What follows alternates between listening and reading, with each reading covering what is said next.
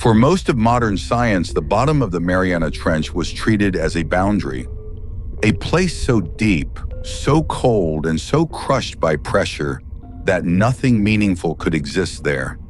A dead zone, a biological void, a watery desert at the edge of what life could tolerate. That story felt logical, it felt final, and it was wrong.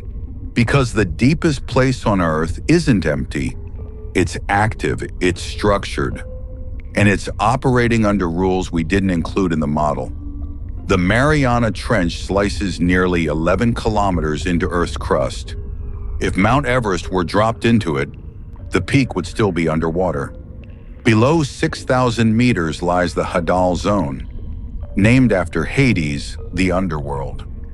For decades, this region was treated as a hard stop for biology. No sunlight, crushing pressure, near freezing temperatures, almost no food. Life, as we understood it, should fail. So for a long time, we stopped expecting anything down there. But expectation is not reality. Once deep-sea exploration became precise enough, once we stopped assuming and started measuring, the trench refused to behave like a graveyard. Instead, it behaved like a system that had been running quietly for millions of years, completely independent of what we believed was possible. The original assumption was that the hadal zone was starved of energy. Food comes from the surface, dead plankton, organic debris, waste. As it sinks, bacteria consume it layer by layer. By the time it reaches extreme depths, the models predicted almost nothing would remain. A biological trickle, barely enough to sustain life. That logic shaped decades of textbooks, but the models missed something fundamental. They missed geometry. The Mariana Trench is not flat, it's a funnel. Organic material doesn't simply fall past it, it accumulates. Gravity pulls matter downward, but the trench walls guide it inward. Particles slide, collapse, concentrate. Instead of scarcity, the trench creates density. When researchers extracted sediment cores from the trench floor, the numbers didn't match expectations. Oxygen consumption rates were far higher than predicted. Oxygen isn't consumed by rocks. It's consumed by metabolism. That means activity, feeding, life. The deeper scientists looked, the more the old assumptions began to collapse. Then came the genetic data. Researchers sequenced DNA from trench sediments and water samples, expecting a limited catalog of extremophile microbes. Instead, they uncovered something staggering. More than 7,000 previously unknown microbial genomes. Nearly 90% of them completely new to science. This wasn't a thin biological edge clinging to survival. It was density. A massive microbial ecosystem operating under pressures that should destroy life as we understand it. These organisms are not barely surviving. They're processing carbon compounds that never see sunlight. They're cycling nitrogen in isolation from the surface world. They're metabolizing hydrocarbons in total darkness.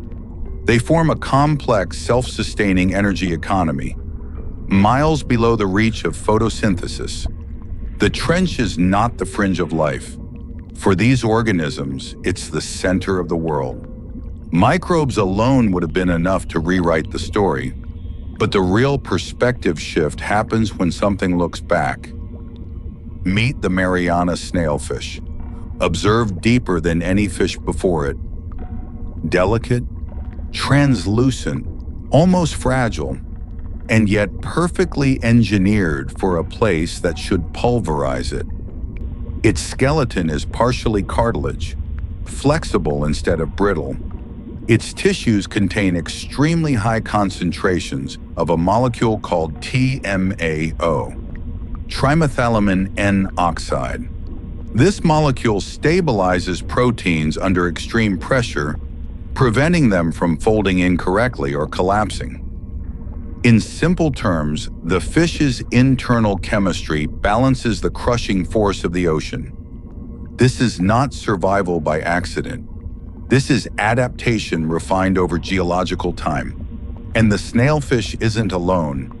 Amphipods, normally tiny, shrimp-like creatures, appear in the trench as supergiants, 10 to 20 times larger than their shallow water relatives. In an environment where we expect life to shrink, it grows. Then there are xenophytophores, single-celled organisms, not microscopic, the size of a human fist, one cell. That shouldn't be possible.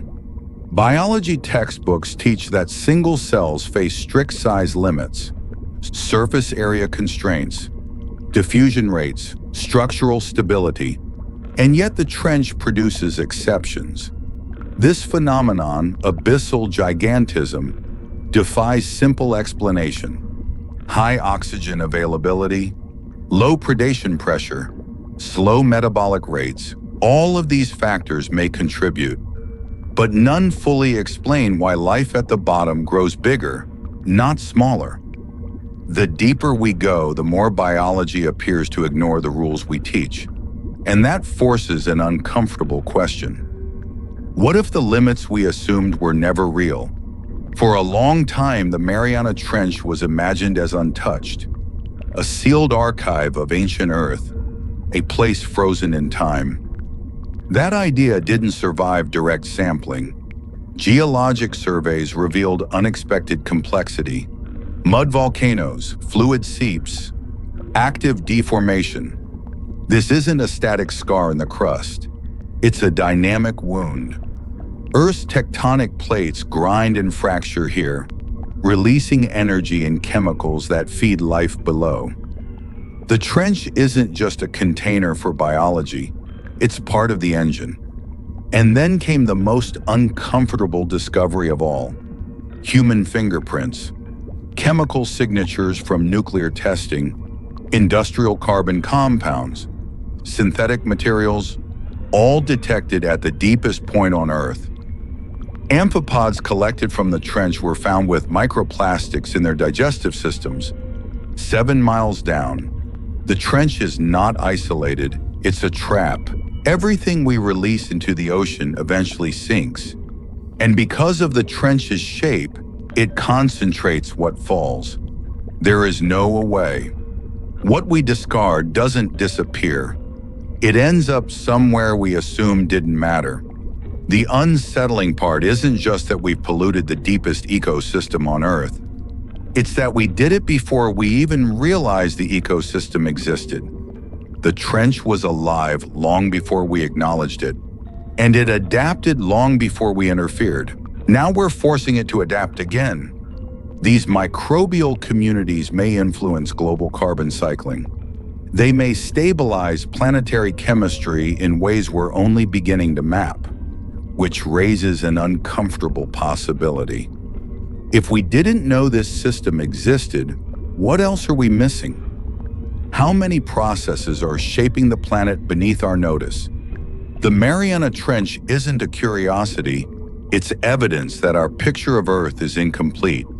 Life doesn't obey our categories, it doesn't respect our depth limits, and it doesn't wait for permission.